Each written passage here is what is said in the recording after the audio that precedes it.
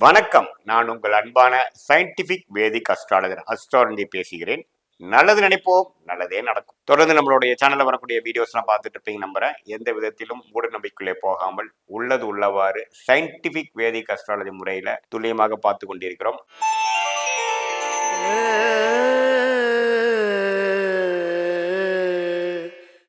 தனுசு ராசிக்கு தமிழ் புத்தாண்டு 2025 ஏப்ரல் 14 வரக்கூடிய சித்திரை 1 வரக்கூடிய தமிழ் புத்தாண்டு ஒரு ஆண்டு எப்படி இருக்க போகிறது, இந்த 12 மாதங்கள் எப்படி இருக்க போகுதுங்கிறது நாம தனுசு ராசிக்காரர்களுக்கு பார்க்க போறோம்.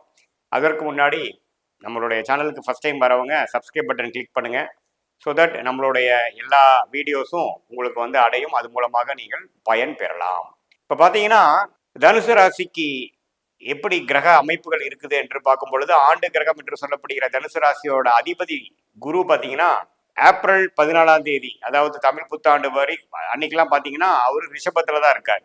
ஆண்டு பிறந்து ஒரு வருடம் கழித்து மே 14 அப்புறம் பார்த்தீங்கன்னா ரிஷபத்தில் இருக்கக்கூடிய குரு மிதுன ராசிக்கு போறார். ஸோ தனுசு ராசிக்கு 6ஆம் இடத்துல இருக்கக்கூடிய குரு 7ஆம் இடத்துக்கு போய் ராசியை பார்க்கிறார்.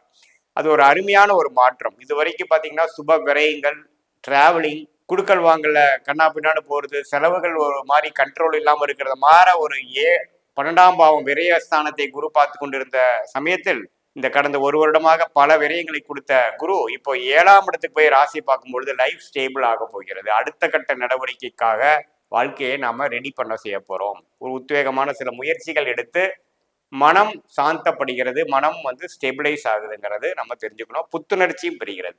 அப்புறம் சனி பார்த்தீங்கன்னா இதுவரை 3ஆம் இடத்துல இருந்த சனி 4ஆம் இடத்துக்கு போகும்பொழுது அவர் 10ஆம் பார்வையா ராசியை பார்க்கும் பொழுது அடுத்த கட்ட வாழ்க்கையை நகர்த்துவதற்காக ப்ரொஃபஷனலாகவும் பர்சனலாகவும் சில மூமெண்ட் ரிஸ்க் எடுத்து ஜாபில் இருக்கிறவங்க ஜாப் மாறுறது, தொழில் இருக்கிறவங்க தொழில் அபிவிருத்தி பண்றது, தொழில் இல்லாதவங்க தொழில் அமைச்சுக்கிறது, இல்லத்தரசிகள் பார்த்தீங்கன்னா கொஞ்சம் நல்ல ஒரு மாற்றங்கள் அவங்களுக்கு வேணுங்கிற சில விஷயங்கள் செய்துக்கிறது, மாணவர்கள் பார்த்தீங்கன்னா இன்னும் கொஞ்சம் கடுமையாக உழைக்கிறது, கொஞ்சம் நல்லா படிக்க அமைக்கிறது, இன்னொரு ஸ்கூல் விட்டு இன்னொரு ஸ்கூல் மாறுறது, காலேஜுக்காக உயர் படிப்புக்கு மாறுறது, அது மாதிரி சில மாற்றங்கள் நிறைந்த ஒரு தமிழ் புத்தாண்டாக தனுசு ராசிக்காரர்களுக்கு எதிர்பார்க்கலாம். அதே சமயத்தில் ராகு கேது 4-10 இருக்கக்கூடிய ராகு கேது 3-9 வந்தது ரொம்ப நல்ல ஒரு அமைப்பு. 3ஆம் இடத்துக்கு ராகு வந்து குரு பார்வை பெறும் பொழுது வெளிநாடு எதிர்பார்க்கிறவங்களுக்கு வெளிநாடு போகக்கூடிய அமைப்புகள், கொஞ்சம் நல்லாவே ராகு திசை போறவங்களுக்குலாம் நல்ல பிராப்தங்கள் எல்லாம் கொடுக்கக்கூடிய ஒரு அமைப்பு இருக்கு. ஸோ தனுசு ராசிக்காரங்களுக்கு பார்த்தீங்கன்னா இதுவரை கடந்த ஒரு வருஷமாக ஒரு மாதிரி ஒரு ஹனிமூன் பீரியட் மாதிரி எதுவுமே வந்து நம்ம நிலையா பண்ண முடியல. டிராவலிங் அதிகமாக இருந்தது, சுப விரயங்கள் அதிகமாக இருந்தது, குடுக்கல் வாங்கல் அதிகமாக இருந்ததுங்கிற மாதிரி ஒரு வியாபாரியா இருந்தாலும் சரி, ஒரு தொழில் அமைப்புல இருக்கிறவங்க, வேலையில் இருக்கிறவங்க, உத்தியோகஸ்தர்கள், வீட்டு இல்லத்தரசிகள் யாருக்குமே ஒரு ஒரு டிரான்சிஷனரி மாதிரி தான் இருந்திருக்குமே ஒழிய ஒரு ஒரு கடுமையாக ஒரு விஷயத்தை எதிர்கொண்டு நம்ம வந்து ஒரு உழைக்கிறது, ஒரு ஒரு மோட்டிவா ஒரு சில விஷயங்கள் பண்றது, செல்ஃப் டெவலப்மெண்ட் பண்றதுங்கிற மாதிரி ஒரு அமைப்பு இல்லாமல் இருக்கும். அதுக்கு வேணுங்கிற ஒரு குரு பார்வை சனி பார்வை கிடைக்கும் பொழுது நம்ம வாழ்க்கையில சில சரி போதும், இது வரைக்கும் நம்ம இந்த மாதிரி ஒரு அமைப்புல இருந்தது போதும், நெக்ஸ்ட் லெவல் போகணும், எனக்கு போர் அடிக்குது அல்லது நம்ம growth சரியில்லை அப்படிங்கிற மாதிரி நாமளே புஷ் பண்ணிக்கக்கூடிய ஒரு கம்ஃபர்ட் ஜோன்ல இருந்து ஒரு ஒரு நான் அன்கம்ஃபர்டபுள் ஜோனுக்கு வந்து அதுக்கப்புறம் நம்மளாம் உயரக்கூடிய ஒரு அமைப்பு கொடுக்கக்கூடிய ஒரு அருமையான ஒரு அமைப்பு வந்து தனுசு ராசிக்காரர்களுக்கு உண்டு. ஸோ இதை வந்து நல்லாவே இந்த தமிழ் புத்தாண்டில் வந்து தனுசு ராசிக்காரர்கள் யூஸ் பண்ணிக்கிறோம். அதே சமயத்தில் மற்றபடி உங்களுடைய அந்த ராஜயோகாதிபதி என்று சொல்லப்படுகிற செவ்வாயே பார்த்தீங்கன்னா ஜூன் ஜூலை மாதம் வரைக்கும் மிதன ராசியே இருந்து ராசியை பார்க்கும் பொழுது கொஞ்சம் நல்ல ஒரு உத்வேகத்தையும் பங்குதாரர்கள் அதாவது கணவனா இருந்தா மனைவி, மணவனா இருந்தா கணவிங்கிற இடத்துல வந்து கொஞ்சம் கருத்து வேறுபாடுகள் அதெல்லாம் கொஞ்சம் வந்து நீங்கக்கூடிய அமைப்புகள் உண்டு.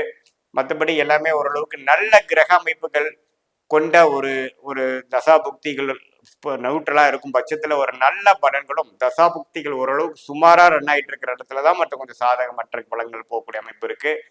பட் வீடு இடம் சார்ந்த விஷயத்துல சில சில விஷயங்கள் செய்யணும். ஆனா சனி 4ஆம் இடத்துக்கே வரும் பொழுது தாயாரின் உடல் நலம் பாதிக்கப்படலாம், கொஞ்சம் அக்கறை காட்ட வேண்டியிருக்கும். அதே சமயத்துல நம்ம வந்து ஒரு ப்ராஜெக்ட்ஸ் போயிட்டு இருக்கு, ஒரு வருஷமா 2 வருஷமா போயிட்டு இருக்கிறதுல வந்து விட்டு அடுத்த கொஞ்சம் டைட்டா ஒரு growth ஓரியன்டான ஒரு வேலையில எடுத்து பண்றது, வேலை தொழிலில் பார்த்தீங்கன்னா ஒரு அபிவிருத்திக்காக ஒரு டாப் அப் லோன் போய் நெக்ஸ்ட் லெவல் வந்து ஒரு டெவலப்மெண்ட் பண்றது, அடுத்த பிரான்ச்சஸ் ஃபார்ம் பண்ணுறது, வேலையாக இருந்தால் இப்போ இருக்கக்கூடிய வேலையிலேருந்து அடுத்த ஒரு ஒரு அதிகமான பேக்கேஜ், ஒரு நெக்ஸ்ட் இன்க்ரிமெண்ட், ஒரு ப்ரொமோட் ஆகக்கூடிய அளவுக்கு ஒரு நெக்ஸ்ட் லெவல் போகிறது. அதனால பார்த்தீங்கன்னா வேலை பளு அதிகமாக இருக்கும். அதே சமயத்தில் அதுதான் நம்மளுடைய வளர்ச்சி பாதைக்கு கொண்டு போகக்கூடிய அமைப்பாகவும் இருக்கக்கூடிய அமைப்பு வந்து 4ஆம் இடத்துல இருக்கக்கூடிய சனி, அஸ்திராஸ்திர சனி என்று சொல்லப்படுகிற அந்த சனி ஓரளவுக்கு கடுமையாக உழைத்து வாழ்க்கையில வந்து முன்னுக்கு வரக்கூடிய அமைப்புகள் இருக்கு. ஸோ அடுத்த லெவல் ஆஃப் சேஞ்சஸுக்கும் வாழ்க்கையில் இருக்கக்கூடிய மாற்றத்துக்கும் தயாராகுங்கள் என்று தனுசு ராசிக்காரர்களுக்கு வந்து கேட்டுக்கொள்ளப்படுகிறது. அதே சமயத்துல இதுவரை பார்த்தீங்கன்னா நம்மனால வந்து ஒரு கடன் தான் அதிகமாக இருக்கு, கிட்டத்தட்ட ஒரு சேமிப்பு இல்லை, ஒரு இன்வெஸ்ட்மெண்ட் பண்ண முடியல, அப்படி இப்படின்னு இருக்கக்கூடியவங்களுக்குலாம் பார்த்தீங்கன்னா ஓரளவுக்கு ரூபாய் எல்லாமே ஒரு கண்ட்ரோலுக்கு வரக்கூடிய அமைப்பு, எண்ணங்கள் ஒரு கண்ட்ரோலுக்கு வரக்கூடிய அமைப்பு, ஒரு டிரான்சிஷனரி பீரியட்லேருந்து ஒரு க்ரோத் பீரியடுக்கு போகக்கூடிய அமைப்புகள் வந்து எல்லா வயதினருக்கும் கொடுக்கக்கூடிய அமைப்பு இருக்கு. அதே சமயத்தில் சீனியர் சிட்டிசனுக்கு பார்த்தீங்கன்னா இதுவரை வந்து ஓரளவுக்கு ட்ரீட்மெண்ட் மூலமாக பலன் கூட கிடைக்கல அப்படின்னு இருக்கிறவங்களுக்கு பார்த்தீங்கன்னா இப்போ கொஞ்சம் மெல்லமாக நமக்கு கொஞ்சம் பாடி வந்து ட்ரீட்மெண்ட்டுக்கு ஒத்துழைச்சு ஓரளவுக்கு கண்ட்ரோலுக்கு வரக்கூடிய அமைப்புகள் கண்டிப்பாக இந்த குரு பார்வை ராசியை வந்து பார்ப்பதனால் கண்டிப்பாக உண்டு. இது பொதுவான பலன்களே தவிர உங்களுடைய ஜென்ம ஜாதகத்தில் எப்படி தசாபுக்திகள் போய் கொண்டிருக்கிறது, உங்கள் லக்னம் என்ன, அந்த லக்னத்துக்கு ஏற்ற தசாபுக்திகளா எப்படி போகுது, கோச்சாரத்தில் வந்து இந்த தசநாதனும் புக்திநாதனும் எப்படி இருக்கிறார்கள் என்பதை டிரான்சிட் அஸ்ட்ராலஜி, நேட்டல் அஸ்ட்ராலஜி, அதாவது கோச்சார ஜோதிடம், பிறந்த ஜென்ம ஜாதகத்து மூலமா வரக்கூடிய தசாபுக்திகள் ஜோதிடத்தையும் ரெண்டு மிக்ஸ் பண்ணி பார்க்கும் பொழுது துல்லியமான பலன்கள் இப்போ அடுத்த ஒரு வருடம் 6 மாதத்துக்கு எப்படி இருக்குது, அடுத்த ஒரு 3-4 வருஷத்துக்கு எப்படி இருக்கு, லாங் டேர்மா எப்படி இருக்குங்கிற மாதிரி விஷயங்கள் எடுத்து அதுக்கு தகுந்த மாதிரி வாழ்க்கையின் முடிவுகளை நம்ம எடுக்கும் பொழுது நல்ல ஒரு மாற்றமும் நல்ல ஒரு உயர்வையும் பெற முடியும்.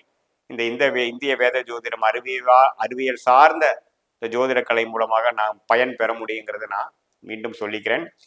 மீண்டும் மற்றொரு காணொளியில் சந்திப்போம். நன்றி, வணக்கம்.